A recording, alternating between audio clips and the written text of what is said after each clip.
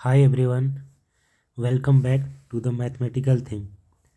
This is Umesh Prajapati and we will start lecture number 9. आज हम देखेंगे कि वेन डायग्राम क्या होता है। फिर हम सेट्स पर ऑपरेशन को समझेंगे, union of two sets, intersection of two set, ये क्या होते हैं, उस पर कुछ एग्जाम्पल भी करेंगे। ठीक है, तो आइए सबसे पहले जानते हैं वेन डायग्राम क्या होता है। देखिए, सेट्स के बीच रिलेशनशिप को डायग्राम के थ्रू समझना, यह हम जानेंगे आज। तो जिस डायग्राम का यूज किया जाता है, बेसिकली इसमें रेक्टेंगल और कुछ सर्कल का यूज किया जाता है, उसे ही वेन डायग्राम का नाम दिया गया है।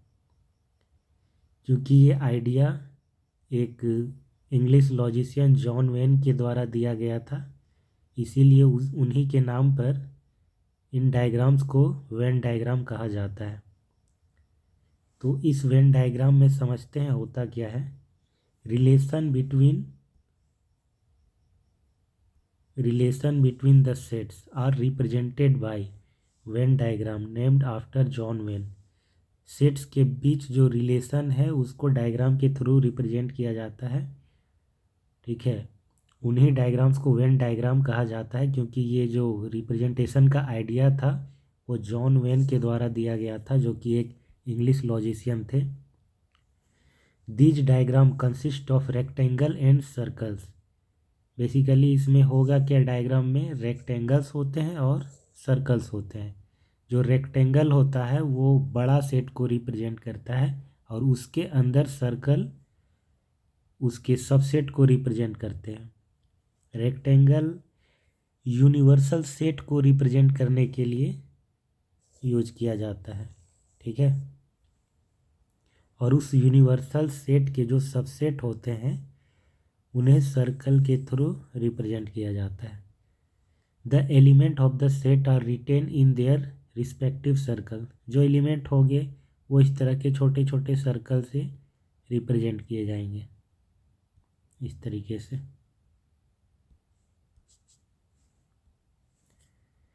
तो चलिए एक इल्यूस्ट्रेशन समझते हैं। Let u equal to 1 2 3 4 up to 10 है ना। ये जो u दिया है ये बेसिकली यूनिवर्सल सेट है और उसका सबसेट एक a है जिसके एलिमेंट है 2 4 6 8 10। इसे हम वेन डायग्राम के थ्रू समझते हैं।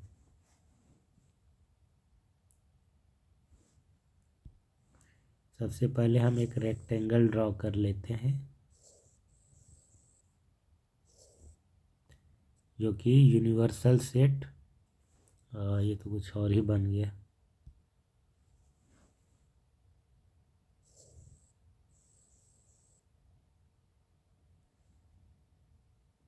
ठीक है, ये हमारा यूनिवर्सल सेट बन गया, इसे हम u से डिनोट करते हैं।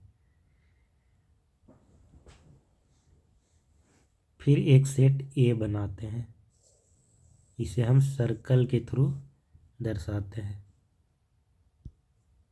इसके अंदर के एलिमेंट्स, ए में कौन कौन से एलिमेंट्स हैं, ये जो सर्कल है ये सेट ए को रिप्रेजेंट कर रहा है। ए के अंदर जो एलिमेंट्स हैं हमारे ये वाले 2 4 6 8 10, इनको हम लिखेंगे 2 4 6 8 10।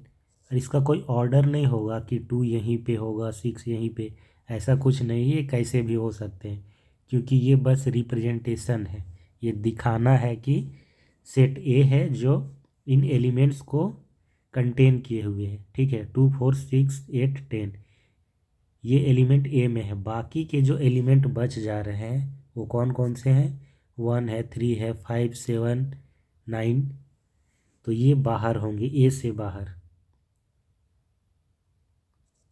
1 है 3 है 5 7 एंड 9। अब आप गौर करें कि ये जो यूनिवर्सल सेट U है ये सारे एलिमेंट को कंटेन कर रहा है।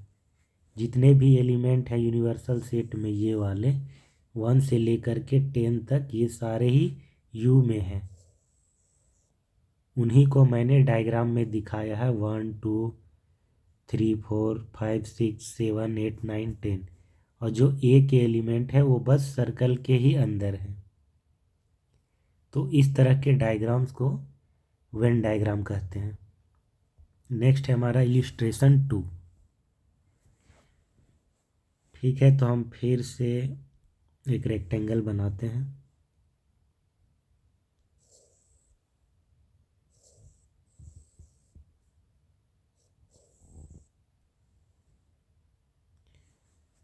और इसके अंदर एक सर्कल,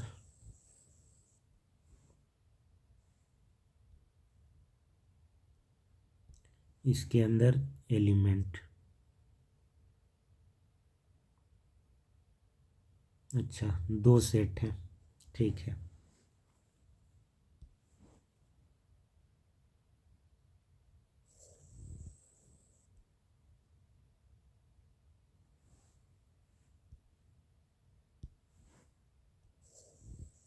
ये दूसरा सेट हो गया हमारा B। इस सेट का नाम दे देते हैं A।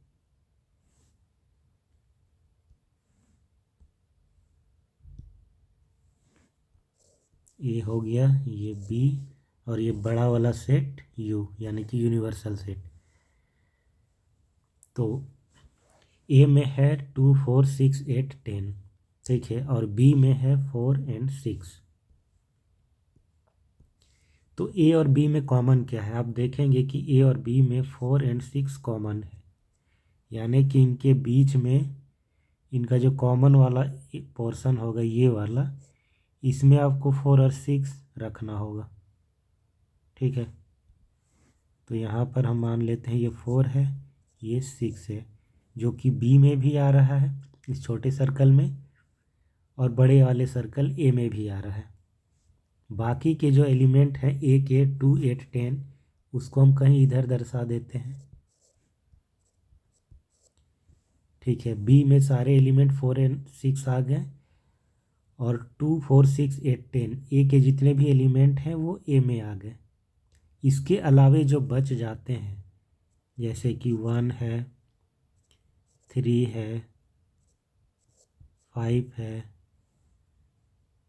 इसके बाद 7 है, 9 है, इनको A और B के बाहर लेकिन यूनिवर्सल सेट यानी रेक्टेंगल के अंदर ही कहीं पे दर्शा सकते हैं। तो ये हो गया हमारा वेन डायग्राम जो रिप्रेजेंट कर रहा है यूनिवर्सल सेट U को, A एंड B को। ठीक है, अब हम आते हैं operation on sets. Some operation are performed on 2 और more set give rise to a new set. देखिए, 2 या 2 से अधिक सेट पर जब हम ऑपरेशन करते हैं तो एक नया सेट बनता है। इसमें पहला ऑपरेशन है यूनियन ऑफ सेट। ठीक है, आइए समझते हैं यूनियन ऑफ सेट क्या होता है। Let A and B be any two set. The union of A and B is the set which consists of all the element of A and all the element of B. The common element are taken only once. तो इसका मतलब है कि A और B अगर 2 set हैं तो इसके यूनियन में जो एलिमेंट्स होंगे वो A के भी होंगे और B वाले भी। A के सारे एलिमेंट आ जाएंगे और B के सारे एलिमेंट आ जाएंगे।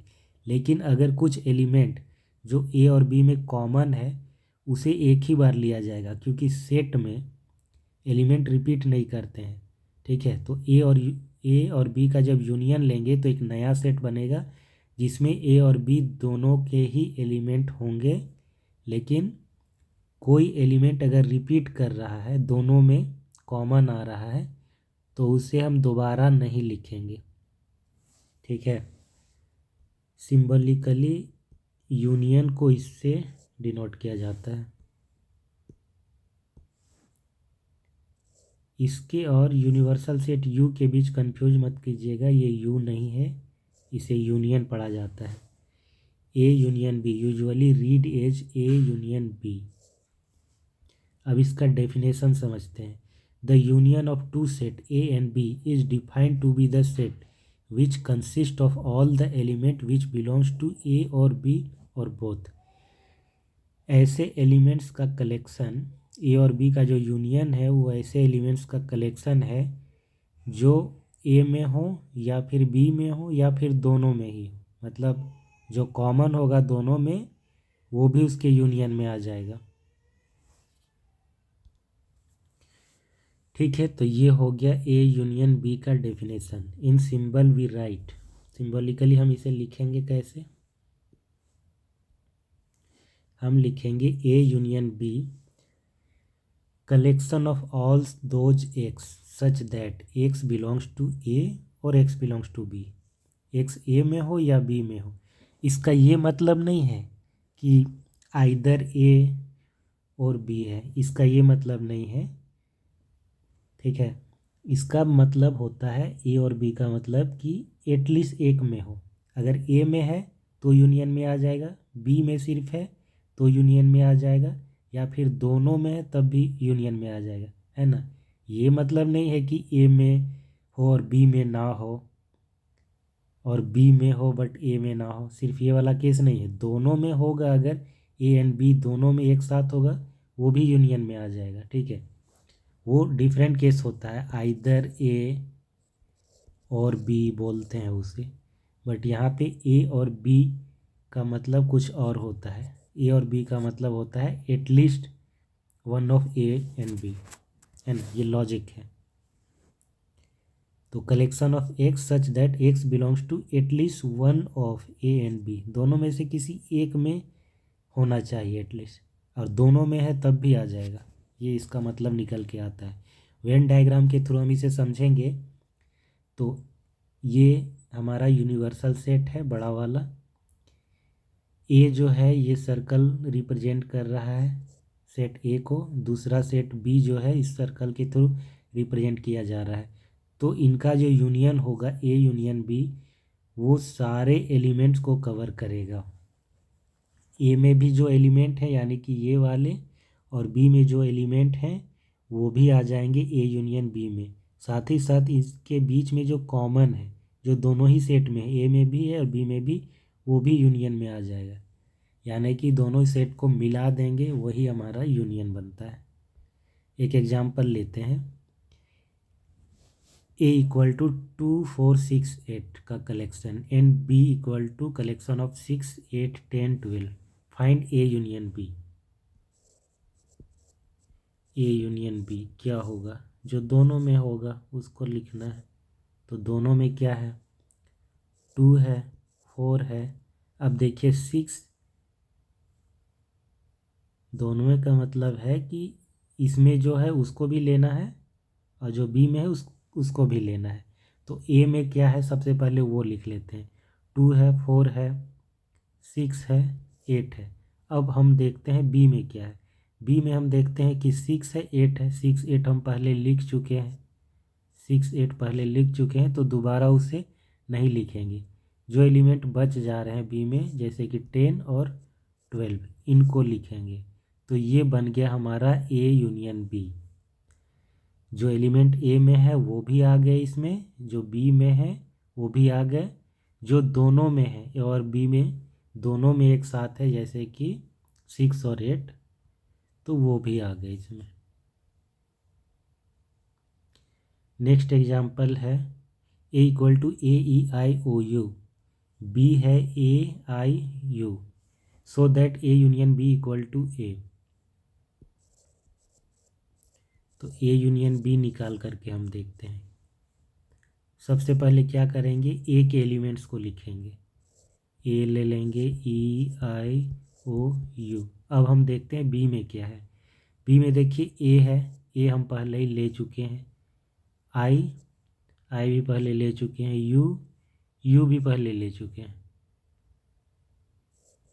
ठीक है, तो अगर आप गौर करें तो ये जो एलिमेंट्स आ रहे हैं ये सारे के सारे एलिमेंट ए में भी हैं, ए ई आई ओ यू, यानी कि ये इक्वल हो जाता है ए के। ए यूनियन बी हमारा इक्वल आ गया ए के। तो इससे ये पता चलता है कि जो बी सेट है वो ए का सबसेट आ रहा है। ए और बी दो सेट का जब यूनियन ले रहे हैं और ए आ रहा है तो इसका मतलब है कि बी जो है ए के अंदर ही कहीं है ना, कोई नया सेट नहीं बना, ए के इक्वल आया। This implies B subset of A. ऐसा कब हुआ? जब एक सेट ए है और दूसरा सेट बी इसके अंदर है। तो जब ऐसे केस में ए यूनियन बी लेंगे तो क्या होगा? ए यूनियन बी लेंगे तो ये सारे एलिमेंट जो बी में है ए में है वो आ जाएंगे, ये वाले जिनको मैं मार्क कर रहा हूँ। और जिनको मार्क कर रहा हूँ ये पूरा सेट, ये तो ए के ही इक्वल आएगा ना, बी तो उसके अंदर है, सबसेट है। तो यूनियन लेंगे तो ए के इक्वल आएगा। कुछ प्रॉपर्टी जानते हैं यूनियन के बारे में। Let A B and C are sets. तो पहला पॉइंट है इसमें A union B equal to B union A. इसको बोलते हैं कम्यूटेटिव लॉ। इसका मतलब है कि ए और बी दो सेट हैं, ए का बी के साथ यूनियन ले या फिर बी का ए के साथ यूनियन ले, बात बराबर है, एक ही है दोनों तरफ से। दोनों तरफ से जब इक्वल होता है तो इसको कम्यूटेटिव लॉ कहते हैं कि ये कम्यूटेटिव लॉ को होल्ड कर रहा है। ये इक्वल होता भी है एंड आप देख सकते हैं जो एग्जांपल लिया हमने, ए यूनियन बी। बी में ए का यूनियन ले लें, पहले मैंने ए के एलिमेंट्स को लिख लिया, फिर बाद में बी के एलिमेंट्स जो कॉमन थे उसको छोड़ करके लिख लिया। तो ये चीज़ हम ऐसे भी कर सकते हैं कि बी यूनियन ए लें। पहले हम क्या करेंगे, बी के एलिमेंट्स को लिख लेंगे 6 8 10 12। अब फिर चेक करेंगे कि ए में कौन कौन से हैं। 2 है, 4 है, 6 8 पहले लिख चुके हैं तो उनको छोड़ देंगे। अब इसी को अगर हम अरेंज कर दें तो क्या होगा, 2 4 6 8 10 12। ये तो सेम आ रहा है हमारा ए यूनियन बी के। तो यही चीज़ कहता है हमारा कम्यूटेटिव लॉ कि ए यूनियन बी और बी यूनियन ए इक्वल होता है। दूसरा नंबर है ए यूनियन बी फिर यूनियन सी इक्वल टू होता है A union B union C. मतलब पहले आप ए यूनियन बी निकाल लो, फिर सी के साथ उसका यूनियन लो, या फिर बी यूनियन सी निकाल लो और फिर ए के साथ उसका यूनियन लो, तो ये इक्वल आता है। और इस प्रॉपर्टी को कहते हैं associative law.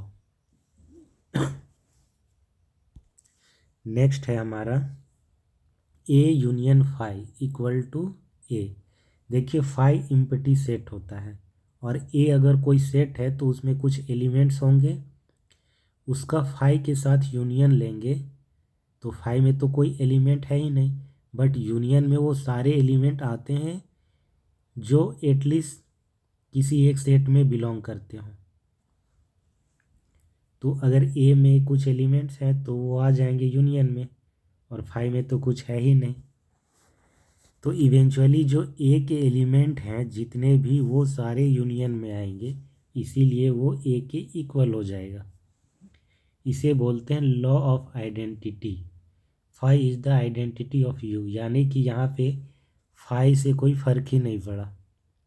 Phi empty set है, फाई से कोई फ़र्क नहीं पड़ा, इसीलिए इसे बोलते हैं phi is the identity of U. ऐसा कोई भी एलिमेंट जिसको जब आप ऑपरेट करते हैं और उससे कोई फ़र्क ना पड़े उसे आइडेंटिटी एलिमेंट बोला जाता है। इस केस में यहाँ पे ये एलिमेंट नहीं होगा, सेट होगा। आगे जब आप हायर मैथमेटिक्स, जब आप ग्रेजुएशन में जाएंगे तो वहाँ ग्रुप थ्योरी आप पढ़ेंगे, वहाँ पे ये चीज़ आपको देखने को मिलेगा कि ग्रुप में आइडेंटिटी एलिमेंट होता है। इसको ग्रुप के किसी एक एलिमेंट के साथ ऑपरेट करने पे कोई फ़र्क नहीं पड़ता। ठीक है। नेक्स्ट हमारा है fourth number A union A equal to A. किसी भी सेट का अपने आप के साथ यूनियन लेंगे तो खुद वो सेट आएगा। इसे बोलते हैं idempotent law.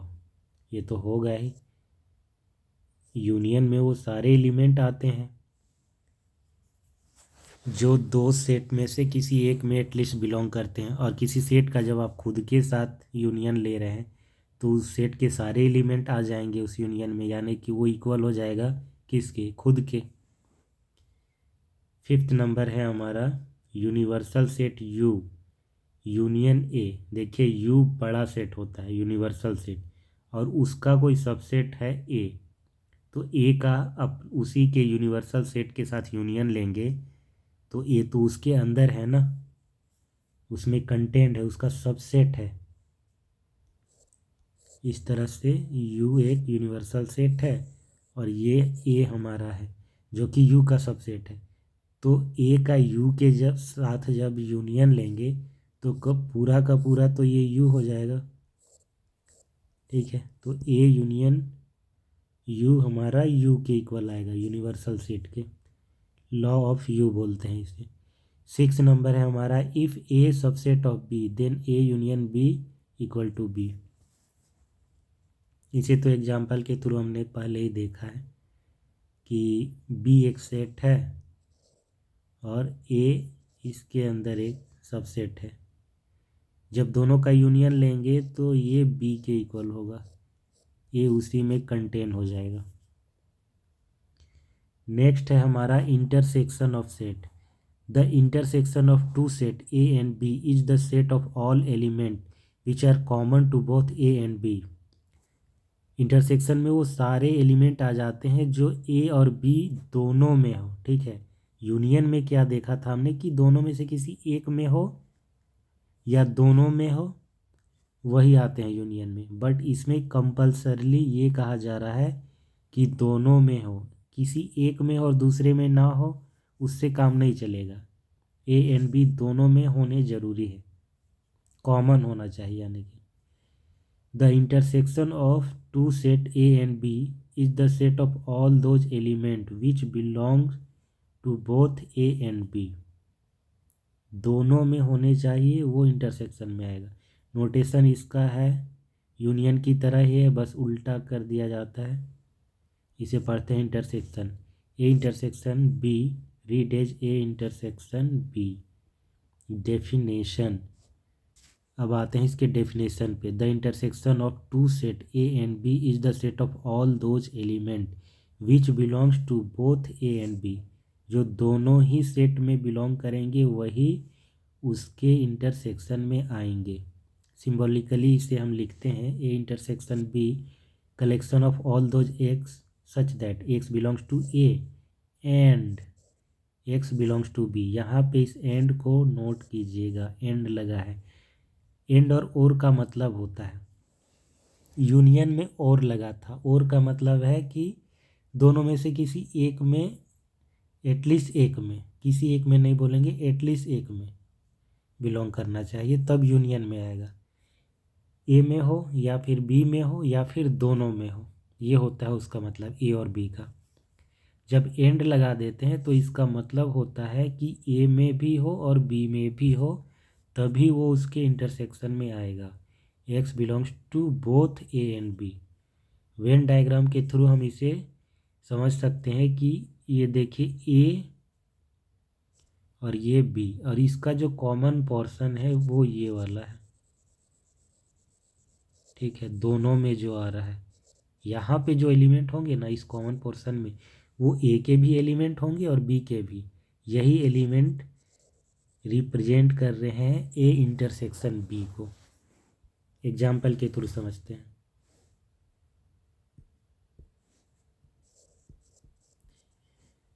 A intersection B, देखेंगे ए और बी में कॉमन क्या है। 6 है और 8 दोनों में है, यही दोनों आएंगे इंटरसेक्शन में। ये हो गया हमारा ए और बी का इंटरसेक्शन। नेक्स्ट एग्जाम्पल है A equal to 1 2 3 up to 10, B equal to 2 3 5 7 इसका इंटरसेक्शन निकालना है और दिखाना है कि जो इंटरसेक्शन आ रहा है वो कुछ और नहीं बल्कि बी के इक्वल आ रहा है। ऐसा तब होता है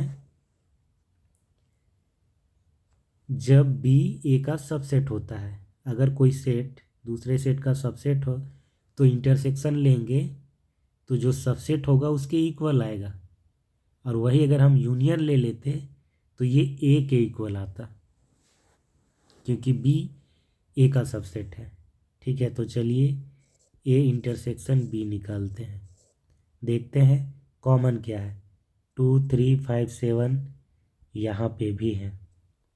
इसके अलावा कोई भी एलिमेंट कॉमन नहीं है दोनों में, तो जो कॉमन है वही इंटरसेक्शन में आएगा। 2 3 5 7 ये हो गया हमारा ए और बी का इंटरसेक्शन। अब आप एक चीज़ नोट करेंगे कि ये इक्वल आ रहा है किसके, बी के। यही चीज़ हमें शो करना था। नेक्स्ट हम देखते हैं डिसजॉइंट सेट क्या होता है। देखिए, जब दो सेट का इंटरसेक्शन इम्पिटी हो, इम्पिटी होने का मतलब है उनके कॉमन पॉइंट कुछ है ही नहीं, उसके कॉमन में कोई एलिमेंट है ही नहीं, कोई भी एलिमेंट ऐसा नहीं है जो दोनों में हो, यानी कि ए अलग है और बी अलग है ना। इसके कॉमन में एक भी एलिमेंट नहीं है। ठीक है, जब ऐसा हो ए और बी का इंटरसेक्शन में कोई भी एलिमेंट ना आए, यानी कि एक इम्पिटी सेट मिले, तो उस केस में हम कहेंगे कि ए और बी डिसजॉइंट है, यानी कि दोनों अलग अलग हैं। अब हम समझते हैं इंटरसेक्शन की कुछ प्रॉपर्टी को। पहला नंबर है A intersection B equal to B intersection A. Same है यूनियन की तरह, इसे यहाँ पे बोलेंगे कम्यूटेटिव लॉ, यानी कि ए का बी के साथ इंटरसेक्शन ले या फिर बी का ए के साथ, बात बराबर है। दूसरा है ए और बी का इंटरसेक्शन ले के फिर सी में इंटरसेक्शन ले, या बी और सी का इंटरसेक्शन ले करके फिर ए के साथ उसका इंटरसेक्शन ले, दोनों ही इक्वल आएंगे। इसे बोलते हैं एसोसिएटिव लॉ। नेक्स्ट है हमारा कि इम्पिटी सेट के साथ इंटरसेक्शन लेंगे तो जो आएगा इंटरसेक्शन वो फाई के इक्वल होगा। यूनियन के केस में देखा था हमने कि किसी सेट का फाई के साथ जब यूनियन लेंगे तो वो खुद वो सेट ही आता है, क्योंकि यूनियन में वो सारे एलिमेंट्स को कवर कर लेता है। वो सारे एलिमेंट जो एटलीस्ट एक सेट में बिलोंग करते हो वो यूनियन में आते हैं। बट यहाँ क्या है, दोनों में होने चाहिए। अब फाई हमारा इम्पिटी सेट है, फाई हमारा क्या है, इम्पिटी सेट है, और ए कोई सेट है जिसमें कुछ एलिमेंट्स हैं, तो दोनों के कॉमन में आएगा क्या, फाई में तो कुछ है ही नहीं। तो जब फाई में कुछ है नहीं तो ए के साथ उसका कॉमन क्या आएगा, कुछ नहीं, कुछ नहीं आएगा, यानी कि इम्पिटी कलेक्शन, तो इम्पिटी सेट आएगा। वही दूसरी तरफ ए का अगर यूनिवर्सल सेट के साथ इंटरसेक्शन लें तो यूनिवर्सल सेट का ही तो सबसेट ए होगा। तो जब सबसेट होगा ए और यूनिवर्सल सेट के साथ उसका इंटरसेक्शन लेंगे तो खुद सबसेट आता है। जब भी आप इंटरसेक्शन लोगे और एक सेट दूसरे का सबसेट होता है तो इंटरसेक्शन में वो सबसेट ही आता है। और अगर आप यूनियन लेते हैं तो जो बड़ा वाला सेट है वो आता है। इसे law of empty set phi and universal set U बोलते हैं। अब ए का नेक्स्ट है, ए का जब ए के साथ ही इंटरसेक्शन लेंगे तो खुद ए आएगा, इसे आइडेम्पोटेंट लॉ बोलते हैं। यूनियन में भी ये चीज़ सेम होता है कि किसी सेट का खुद के साथ यूनियन लेंगे तो खुद वो सेट आएगा, इंटरसेक्शन खुद के साथ लेंगे तो खुद ही वो सेट आएगा, क्योंकि इंटरसेक्शन में जो कॉमन होता है वही आता है। तो एक सेट का खुद के साथ जब आप कॉमन एलिमेंट चेक करेंगे तो वो सारे एलिमेंट आ जाएंगे, इसीलिए ये खुद के इक्वल हो जाता है। नेक्स्ट है हमारा if A subset of B then A intersection B equal to A. क्या कह रहा है कि बी एक सेट है और ए एक दूसरा सेट है जो बी का सबसेट है। इस केस में जब बी और ए का इंटरसेक्शन लेंगे तो इंटरसेक्शन में वो एलिमेंट आएंगे जो दोनों में हो। तो यहाँ पे अगर कोई एलिमेंट होगा बी में बट ए में नहीं, तो वो इंटरसेक्शन में नहीं आएगा, क्योंकि वो बी में है बट ए में नहीं है। इंटरसेक्शन में दोनों एलिमेंट जो होते हैं ए और बी में, दोनों जगह के एलिमेंट वही आते हैं। तो अगर ए के अंदर कोई एलिमेंट है तो वो ए में होने के साथ साथ वो बी में भी है। इसीलिए जब ए और बी का इंटरसेक्शन लेंगे, जब ए बी का सबसेट हो, तब ए के सारे एलिमेंट आएंगे उसमें, यानी कि ए के इक्वल आ जाएगा। ठीक है, ए इंटरसेक्शन बी यहाँ पे क्या आएगा, ए के इक्वल आएगा। नेक्स्ट है हमारा distributive law, A intersection B union C equal to A intersection B union A intersection B. देखिए यहाँ पे डिस्ट्रीब्यूट हो रहा है, ये जो इंटरसेक्शन है ये डिस्ट्रीब्यूट कर जा रहा है यूनियन पे। पहले बी और सी का यूनियन लिया गया है, फिर उसका ए के साथ इंटरसेक्शन लिया गया है। तो होता क्या है कि ये ओपन हो जाता है, ए इंटरसेक्शन बी आ जाता है इसके साथ पहले, दूसरी बार में यूनियन लगा के फिर ए और सी का इंटरसेक्शन आ जाता है। ए इंटरसेक्शन बी, बी के साथ ए का इंटरसेक्शन, फिर यूनियन ये वाला, फिर ए और सी का इंटरसेक्शन। यहाँ पे क्या हुआ, इंटरसेक्शन डिस्ट्रीब्यूट हो गया दोनों में, बी के साथ भी और सी के साथ भी, और यूनियन अपनी जगह पे। ठीक उसी तरह यूनियन का distribution over intersection, A union B पहले आएगा, ए यूनियन बी, फिर यूनियन डिस्ट्रीब्यूट हो जाएगा सी के साथ, इंटरसेक्शन आएगा बीच में, फिर ए यूनियन सी। तो ये हो गए हमारे दो डिस्ट्रीब्यूटिव लॉ, इंटरसेक्शन का distribution over union and union का डिस्ट्रीब्यूशन ओवर इंटरसेक्शन। तो ये रहा आज का हमारा लेक्चर, जिसमें हमने जाना कि वेन डायग्राम क्या होता है, इस पर दो इल्यूस्ट्रेशन देखे, एग्जांपल्स भी देखें, फिर यूनियन ऑफ टू सेट्स देखा, उसका डेफिनेशन समझा, वेन डायग्राम के थ्रू भी समझे उसे, एग्जांपल लेकर भी समझे। यूनियन में क्या होता है, दो सेट के यूनियन में वो सारे एलिमेंट आ जाते हैं जो दोनों में से किसी सेट में बिलोंग करते हैं। अगर ए में है तो भी आ जाएगा, बी में है तो भी आ जाएगा, दोनों में है तब भी यूनियन में आ जाएगा। ठीक है, इस पर कुछ प्रॉपर्टीज़ हमने देख ली। इंटरसेक्शन में हमने क्या जाना कि ए इंटरसेक्शन बी में वो सारे एलिमेंट आते हैं जो कंपल्सरली दोनों सेट ए और बी में हों। वेन डायग्राम के थ्रू हम इसे जाने, इस पर एग्जाम्पल भी समझ लिया, डिसजॉइंट सेट और इसकी प्रॉपर्टीज़ को भी समझा। नेक्स्ट क्लास में हम एक और चीज़ जो हमारा ऑपरेशन ऑफ सेट्स के अंदर रह जा रहा है वो हम नेक्स्ट क्लास में देखेंगे, डिफरेंस ऑफ सेट। ठीक है, डिफरेंस ऑफ सेट हम नेक्स्ट क्लास में देखेंगे। उसके बाद हम एक्सरसाइज 1.4 स्टार्ट करेंगे, डिफरेंस ऑफ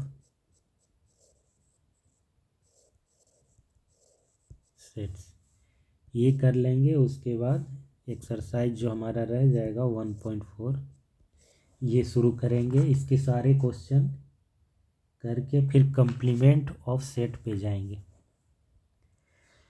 तो कैसा रहा ये लेक्चर, अगर आपको अच्छा लगा हो ये तो इसे लाइक कीजिए, शेयर कीजिए, चैनल को सब्सक्राइब कीजिए। अगर किसी भी तरह का कोई डाउट हो तो कमेंट में आप पूछ सकते हैं। ठीक है, आज के लिए बस इतना ही। Thank you.